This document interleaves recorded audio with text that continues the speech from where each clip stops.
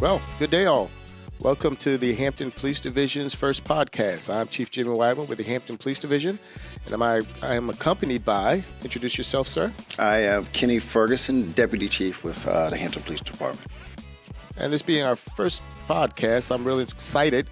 Gives us an opportunity to expand our platform and our possibilities of communicating with people within our community and abroad.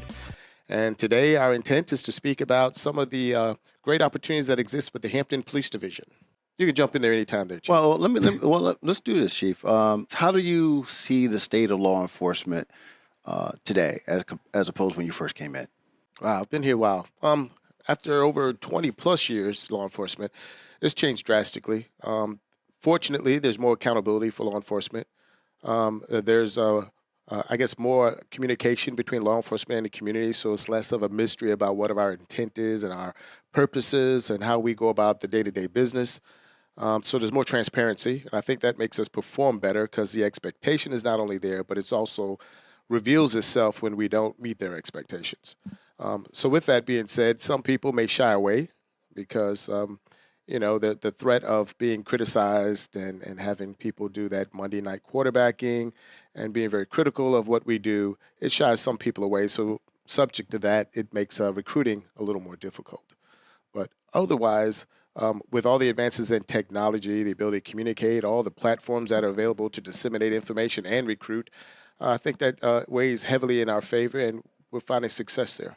Oh, that's interesting because I think it would be more challenging because one of the things I often ask new recruits is, why would you want to get in law enforcement today when there's a camera phone pointed at you every time you do something, you scrutinize, it seems like more than ever before in law enforcement.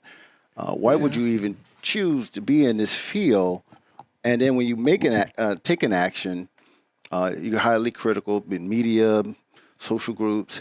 Why would someone young want to join any police department with that kind of pressure and that kind of scrutiny? I think the best people for law enforcement, they look beyond that. They're truly looking towards being of service to their communities.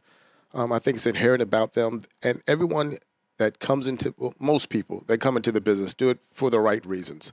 And so speculation that, criticism or, being recorded or waiting for people to have those gotcha moments, it's less relevant because, again, they come with the best intentions. They wake up every morning to go out into the community and do service to this community, to its members, again, with the best intent. And with that, because they're people of service, they're going to look beyond those little, I guess, obstacles that exist. I look at it as like the Marines, a few good men and That's women. Right. So you may not get the numbers that we used to have, but I think we're getting more quality. I in my time, it was the biggest, strongest person. Now you get more diversity. Yeah. I think more talented officers now that we have because the technology has forced us to change the way we do things from what we used to do. And I think the applicants that we're bringing in are smarter than we were, Yeah. And so for me, I think that's the challenge. And to showcase the different, we talk about a career within a career. I think it's a wonderful opportunity. This is the only job I know that you can do so many jobs within one career. Absolutely. And so for me, I think that's the driving point. Yeah, the opportunities are endless. I mean, and we spoke to it in the office here recently when we had our recruiting discussions about, you can be on the dive team, motorcycle officer, school resource, join a tactical team, ride motorcycles. The options are unlimited, and you can still do that within the context of your career as a law enforcement officer, starting off as a patrolman, and we'll develop you to that place you want to be. So, yeah, because of the diversity that now exists, it invites a wider range of people to the jobs. And also, like you said, they're more educated. And the diversity of people that we have is to our benefit. We have people that are bilingual, come from other areas of life, from military, educators, people from healthcare industries. And they bring all those talents to law enforcement when they join our our agencies. And so, yeah, with that diversity comes a lot more options for us as far as how we apply our resources and be able to provide services to the community. So we're in a better place than we ever were. And to your point, you don't have to be the biggest, strongest person to be in law enforcement or be a police officer. I mean, our strongest talent is our ability to communicate. And with that, size is not a factor. And I think our diversity as well. I think I would add that to the conversation. Here's another thing. Since you've been here, and we're talking about the new technology and how officers are different from the past, but some things never change. We're kind of going back to basics. Since you've been here, we're kind of going back to the community. A lot of focus on the community. And you and I came in under the Chief Manetti era. Absolutely, yeah. And that was his focus, And since you've been here, you at every event, you're very present in the community. Could you talk a little bit about that, some of your efforts there, and what's the intent? Well, the intent is building trust, putting ourselves into places where we're going to find members of our community, have a better understanding of what their needs and expectations are of their law enforcement agency, the Hampton Police Division, and also holding us accountable because they can look us in the face, look in our eyes, and tell us when we're not meeting their expectations, and we can step up to that challenge. And open the lines of communication where they're more comfortable having a dialogue with law enforcement, and doing so when it's not in, say, a crisis situation. We're better served when there are crises because we have established dialogue and relationships prior to that. And we're more likely to get information that also benefits not only their needs for public safety and well-being in their communities, but helps us identify those persons responsible for committing the offenses in our communities and our neighborhoods because they're more comfortable. And it gets rid of a lot of the mystique of law enforcement as an invading entity into their communities. We're part of their communities, part of their neighborhoods. They see us at their cookouts and events and social events and things of that sort. So, they know we're part of their community, part of this community, and we have their best intent at heart. I would agree with that wholeheartedly because I know for a fact by being present in the community, when they see you, it's the first time a community see their officers when something happened. I think that's a terrible narrative. But when they see us all the time, it become like family. Absolutely. And I think, especially our community engagement efforts have been tremendous under Sergeant Birdsong and his team and what they're doing, and even the staff. I mean, and your presence has been instrumental, paramount. Find the right word, paramount, in that effort and being present. And so I think that's important in fighting crime because if they trust you, if they see you, they're more willing to call you. And we've seen success in that in some of our neighborhoods because our president, being present. Absolutely. And not only using that whole Chief Manetti model of community policing, but also the model that Chief Townsend had. He communicated time and time again where, every time we go out and we do something positive and, we create opportunities to interact with our community, we build credit in our account. And that credit is trust. And so, there are going to be bad days. And when those bad days occur, this is not giving us a pass, but what it does is it allows us time for people to understand that, there's a process and they're patient. They allow the process to run its course. They'll engage us, bring their concerns to us. And again, so every opportunity we go out, engage the community, it gives us a chance to build trust, show that our intent is to increase their well-being, their safety in their communities, and establish a relationship beyond just us providing police services to these communities, but we have a true relationship of understanding. Right.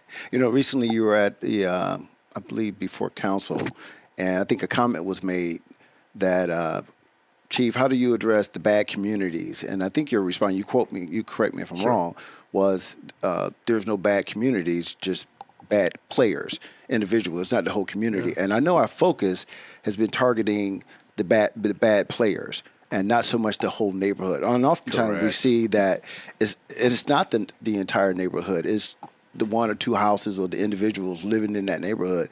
And that's been our focus. Can you talk a little bit about that? Sure. I think more specifically, the question was, how do we address our bad neighborhoods? My response was, we don't have bad neighborhoods. We have bad people in neighborhoods. There you go. And so unfortunately, they put a stigma on neighborhoods when the reality is it's usually one or two people that occupy those spaces that cause all the havoc. And now with our more focused, targeted approach to law enforcement, we can identify those people and not occupy those neighborhoods, but bring our attention to those people that threaten those neighborhoods, because those people within those areas are victimized by those very people we're speaking of. And so we hold them accountable. And then when we don't hold them accountable, we encourage them to go elsewhere. Because again, our neighborhoods are good neighborhoods. We have bad actors in some of those neighborhoods, and those actors travel from one place to the other. So it's not restricted to one geographic region. It's not restricted to our city. More times than not, this happens across many cities within the Hampton Roads communities. And so you'll see crime that occurs from city to city involving the same actors, same players. And so with a focused, more direct approach to identifying and holding those people accountable and apprehending them, again, it creates a level of trust in the communities, and it focuses on the people that need that type of law enforcement presence. But we talked about the crime as it stands and some of the things that we're doing for that. And again, our efforts seriously are predicated on the amount of resources we have. Our most valuable resources are the people, the men and women of the Hampton Police Division. I've been fortunate that I've inherited an amazing command staff and an amazing group of men and women that have dedicated themselves to be of service to this community and this city. And our effort now, and our concentration, our priority is the recruiting of additional people. And again, we've always held the highest standard. And more important to me than the numbers are having quality men and women that want to do this job for the right reason. They want to be of service to the community. Ideally, they have some sort of background in service, whether that be volunteerism, working in another, say, public safety theater, service in our armed services, educators, whole group of different disciplines, whereas they can bring those to the Hampton Police Division and benefit the not only our efforts, but also our communities. And so we keep a high standard. We have a lot of applicants, not as many as we had once before, but a great deal of those applicants just don't meet what we expect for a Hampton police officer. And so we trim that down to select the best of the best from our community. And we want the best the community has to offer for this profession, for this city, and for our citizens. And that is a difficult task. And again, as you mentioned previously, in this day and time, not as many people come to law enforcement. Some of the hurdles as it relates to that, it used to be a family business. Public safety used to be where the family of firefighters, medics, and law enforcement officers, it was a family business, and not so much the case because of technology. A lot of people are doing things in technical fields. People are coming with more education than before, and so this is less appealing as a career choice. But for those that are interested and still have a duty or an urge to serve, this is the perfect place for them to land. And we encourage all to apply. And let us sort that out and try to find your perfect fit in our agency. Absolutely. Again, when I came in, I think most of the officers were prior military. Yeah. And we're seeing a different trend now. They're not necessarily have maybe the college or have other life experiences or in the technical world or that sort of thing. So we still get in the military, but we're not seeing as many of the military, but which is perfect because, you can get into forensics, you can get into the real-time information center, you can get into community efforts that we're having, investigations. So there's so many fields within that career of law enforcement that one can get into. And I've been doing it for 30 years, and have ventured out in my career. I've been fortunate to have worked in many of these places, and the experiences has been wonderful for me. And I think that's where we have to focus on in terms of bringing in new people, because it's a very attractive career. If you're an accountant, you're an accountant for 25 years, 30 years, and that's what you do. And law enforcement, I think it's just a variety of things. Something different every day. It is. I'm still excited about the job. And I think that's where we kind of fall short is we don't really advertise all the great opportunities that exist. And I can speak to myself. I would have never known of all the different assignments that would have been available to me. I've been a public information officer, a recruiter. I've worked in special projects, numerous other special assignments, professional standards, and maybe not have participated, but learned of the other opportunities such as the tactical team, hostage negotiations. We have divers, drone operators. I mean, anything that you can think of out there in the rest of the world, private sector or otherwise, we have those opportunities available. And we don't advertise that to others as aggressively as we probably should, because they think of police officers as you go out, you write tickets, you deal with a domestic, and you go home. But it's so much more than that, and we need to work towards enhancing that. I think with our changing our focus in our recruiting and public information office, we're getting there. They've come up with a mountain of amazing ideas that we're implementing now. This first podcast is one of those opportunities where we can have a dialogue with the community and give them a little more information about the Hampton Police Division, and hopefully they will reach out, make inquiries about additional opportunities, additional information, and yeah, I'm hopeful. I'm really excited about the future, how we look moving forward. I guess at this point, we'll just have a conversation about what we look to be doing next. What do we have on our table moving forward? Okay. Well, one of the things we do have looking forward is you talked about our recruiting efforts and hiring. I know that we have, because we're competing with the 7 cities, and so, which is every channel. Every department is short on officers. We're no different than any other department. So we put a plan together to actively and try to increase the number of applicants who may be interested or showcase what we have to offer. Mm-hmm. And some of those efforts is, as you mentioned earlier, is some of the efforts that we're doing in our recruiting office as well as our PIO in terms of advertising and promoting. I know we're meeting weekly to talk about and talk about how we can better showcase what Hampton has to offer. Can you talk a little bit about that, Chief? Yeah, it's so critically important for us right now. And again, the staffing is important to us because not only can we afford more opportunities for our current employees, we can become more diverse as an agency. And so we are aggressively pursuing opportunities to enhance our promoting effort, our hiring efforts. We're using the Public Information Office. We're using a social media coordinator that has just recently come on board that we created a position for specifically in support of that. And our recruiting is doing some, adjustments of tactics and way we do business. And I'm really enthusiastic about it. I am looking forward to all the great things that are going to come out of those efforts. So I would hope within the next several months as we develop and expand, our community will see that, and hopefully the opportunity presents itself where we can have that dialogue about how they've seen the enhancement of their police division and the enhancement of service and the enhancement of delivery of service to our community. You know, I think about when I got hired, the reason I found out, and I came out of the military and never didn't know anything about Hampton. I was in the Navy, and a friend who was working at the Hampton Fire Department at the time told me about DJ. That's right. I worked in the fire department then with him. Yeah, and he told me, he said, check out Hampton Police Department, because I was doing law enforcement in the military. And that was that was my introduction to the Hampton Police Department.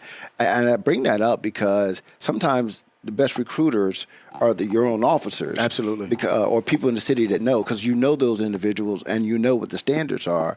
And I know that's kind of one of the things that we're implementing is, bring a friend in, bring someone who knows the agency, and bring that person in if they want to get into law enforcement, and tell them about all the wonderful. They validate it. Mm-hmm. Absolutely. And, it's interesting because I think the challenge is, I guess social media is also a big part of it in terms of bringing new people into the field of law enforcement. Again, we have to compete in that space. And so I think telling a friend, the social media piece is very instrumental in terms of bringing people in. But we want quality people. Mm-hmm. Again, going back to that saying, a few men and women mm-hmm.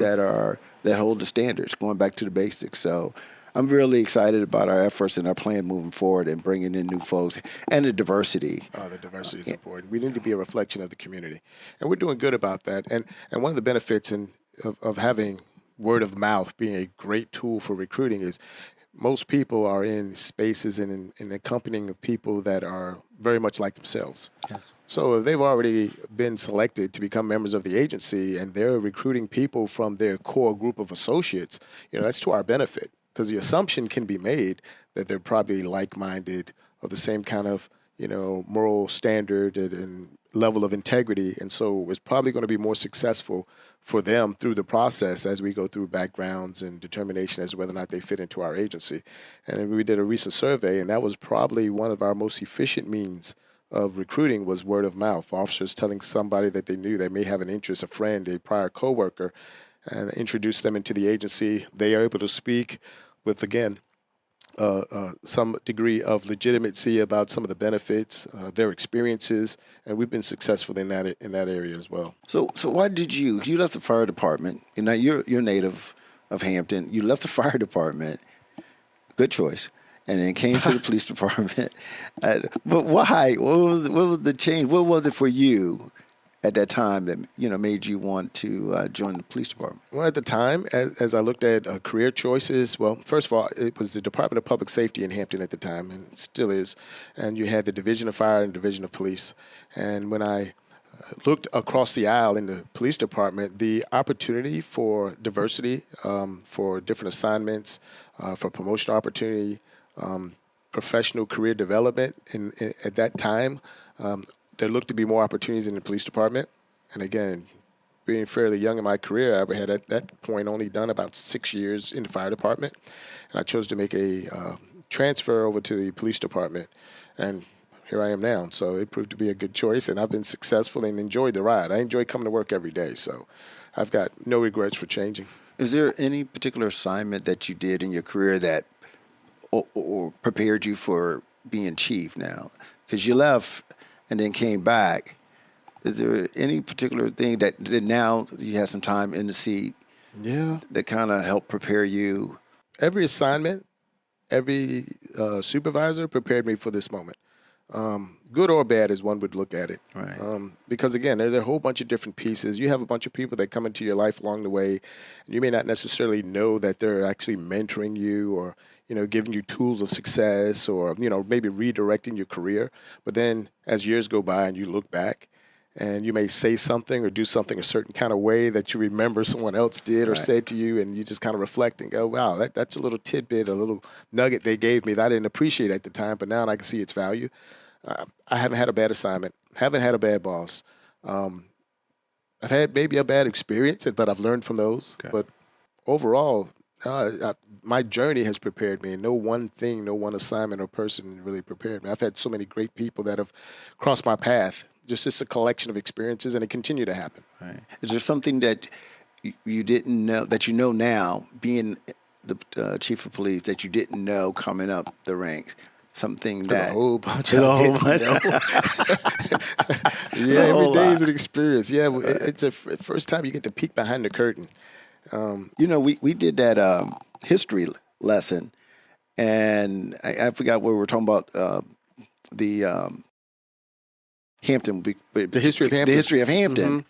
And I remember sitting in your office, and we were you were giving us a history lesson of Phoebus and Hampton. Yes. And I found that. So did you find little things like that? You knew that coming in. I did, because I'm a Hamptonian, been here all my life. But I have audience with people that have so much additional history. Right.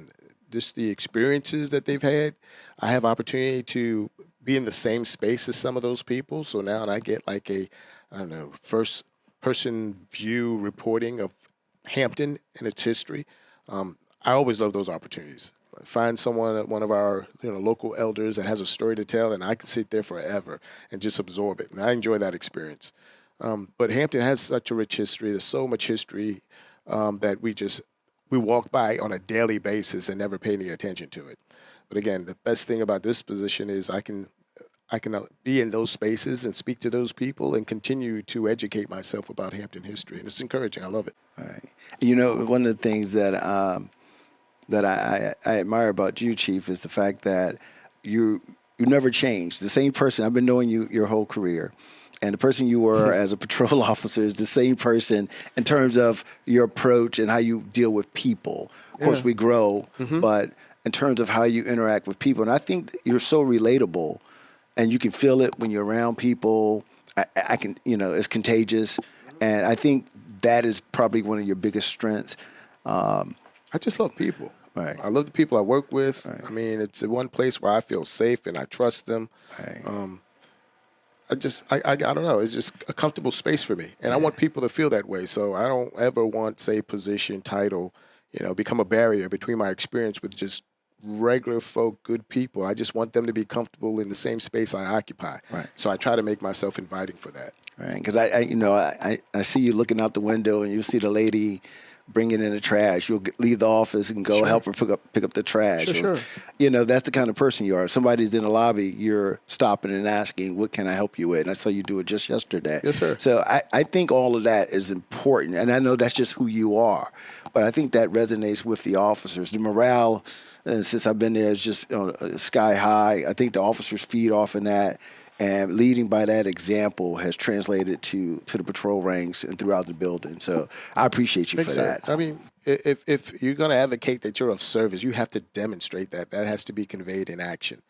And so it's, I don't know, it just happens for me because I see the need and I just do whatever's necessary to get it done. So, but I don't want to delay our first podcast, but I certainly thank you, Deputy Chief Ferguson, for joining us today for our first podcast. I know you'll be back for additional. Great dialogue. My first, so it wasn't as smooth as probably some would have anticipated, but that's okay. I've got room to grow. But to the listeners, I'd like to say welcome. Thank you for listening to the first podcast. Please stay tuned next week.